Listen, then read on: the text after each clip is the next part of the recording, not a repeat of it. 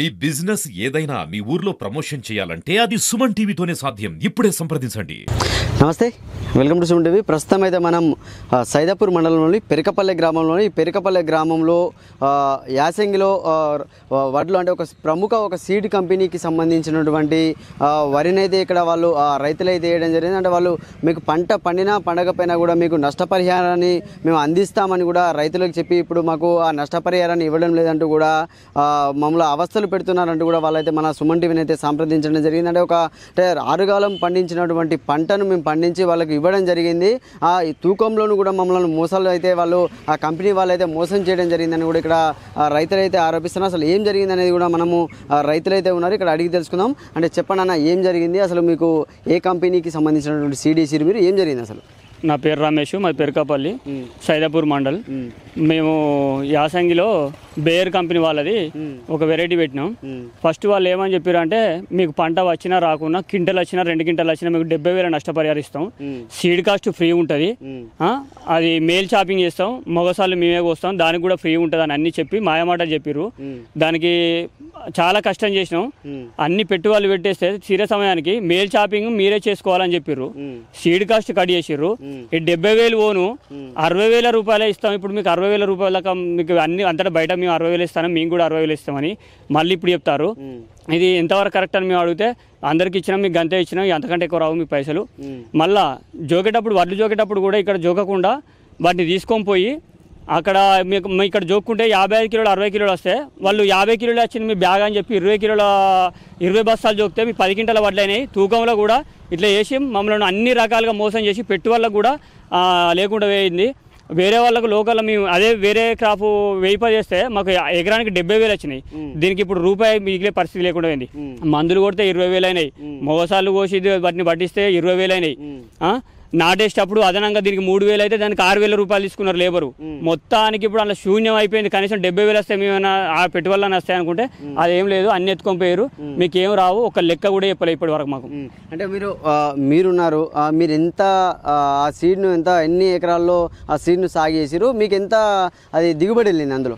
మాకు సీడు అది 3 ఎకరాలు వేసిన. అది నా సొంత పొలం కాదు, నేను కౌలు రైతును. నేను 3 ఎకరాల పొలం చేస్తే నాకు అందులో ఇప్పుడు 1,40,000 అంటే 10 క్వింటాల పైసలు ఇచ్చిర్రు. నేను జోకిన వరకే ఇచ్చిర్రు. రిమైనింగ్ డబ్బులు ఎప్పుడు వస్తాయి అంటే ఆగస్టులో వస్తాయి, అప్పుడు వస్తాయి, ఇప్పుడు వస్తాయి, ఇంకా 70,000 ఇప్పుడు ఇస్తామని చెప్పారు. నిన్న తీరా సమయానికి చూస్తే 30,000 మాత్రమే అకౌంట్లో ఇచ్చిర్రు. 30,000 గిదేంది పరిస్థితి అంటే గంతే వస్తాయి, 60,000కి వచ్చేసి కంపెనీ. అంటే నేనొక్కని 3,000, ఇప్పుడు నేనొక్కనంటే 3 ఎకరాలు వేసినా కావచ్చు. అంతటా ఇప్పుడు తెలంగాణ రాష్ట్ర వ్యాప్తంగా బేర్ కంపెనీ అంటే నష్టపోయిన రైతుకు ఒక ఎకరానికి 10,000 అంటే ఎంతమందిని రైతులను నాశనం చేస్తుంది ఈ కంపెనీ. మేము దీని మీద కంపల్సరీ ఏఓ దగ్గరికి పోతాం, అవసరమైతే జేడీ దగ్గరికైనా పోయి దీన్ని ఎంత దూరం అయినా తీసుకుపోతాం మనకి ఖచ్చితంగా. ఏమంటున్నారు కంపెనీ ప్రతినిధులను సంప్రదిస్తే ఏమంటున్నారు? వాళ్ళు కంపెనీ ప్రతినిధులు సంప్రదిస్తే ఆర్గనైజర్ తెలియదు మాకు. లోకల్ శంకరయ్య అని సబ్ ఆర్గనైజర్ ఉన్నాడు, ఆయనను పట్టుకొని మేము వేసినాం. ఇప్పుడు అడిగితే మేము గంతే వచ్చిన వాళ్ళు ఇచ్చిన దానికి నేనేం చేస్తా అని ఆయన అంటుండు.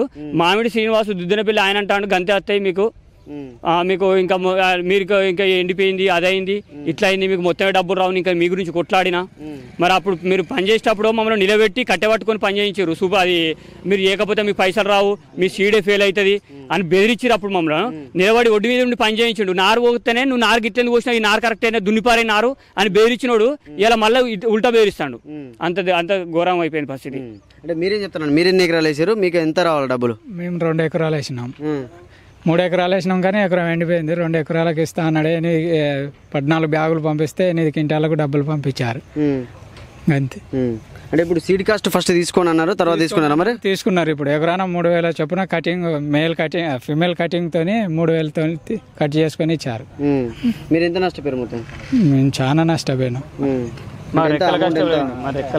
అమౌంట్ బాగానే లోకల్ అయితే ఎకరాన 70,000 చొప్పున అయినా 1,00,000 రూపాయలైనా వచ్చు మినిమం. అసలు 2 ఎకరాలు వేస్తే 1,00,000 ఇచ్చిండ్రు. మీరు చెప్పండి, మీరు ఎంత సాగు చేసిరు, ఎంత నష్టపోయారు? 2 ఎకరాల 12 గుంటలు వేసిన. 2 ఎకరాల 12 గుంటలకు 11 బ్యాగులు వెళ్ళాయి. 11 బ్యాగులకు మాకు 80,000 వచ్చినాయి. ఇంకా మిగతా డబ్బులు ఏం లేవు ఇక మాకు, ఇంకా ఇవరకు ఏం పడలే. అంటే మొదట అంటే మీకు చెప్పారా, అంటే ఎకరానికి పండకుండా కూడా ఎంత ఇస్తా అన్నారు? 70,000 ఇస్తామన్నారు.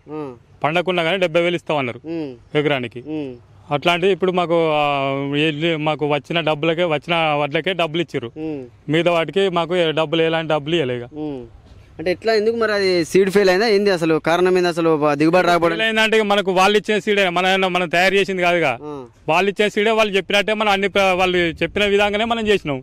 వాళ్ళు చెప్పినట్టు మనం చేయకుంటే దాన్ని అదే మీరు చేయకపోయింది అన్నట్టు అది వేరే ఉంటుంది. వాళ్ళు ఏ విధంగా చెప్పారో ఆ విధంగా మందులు కొట్టుడు మందులు చల్లుడు అన్ని అదే విధంగా చేసినాం, మందులు కొట్టినాం. వాళ్ళు చెప్పినట్టు ప్రతిదీ పాటించినాం. వాళ్ళు ఇక మనం చేయకుంటే మన దగ్గర పోతుంది, రైతులు నష్టపోతారు. వాళ్ళు చెప్పినట్టు చేసినప్పుడు రైతులు నష్టపోయినప్పుడు వాళ్ళు కంపెనీ కట్టియాలి కదా. ఏమంటున్నారు ప్రతినిధులు ఏమంటారు? ప్రతి మనం కట్టిస్తామన్నారు అప్పుడు. ఇప్పుడు మాకు ఇంకా డబ్బులు లేవు.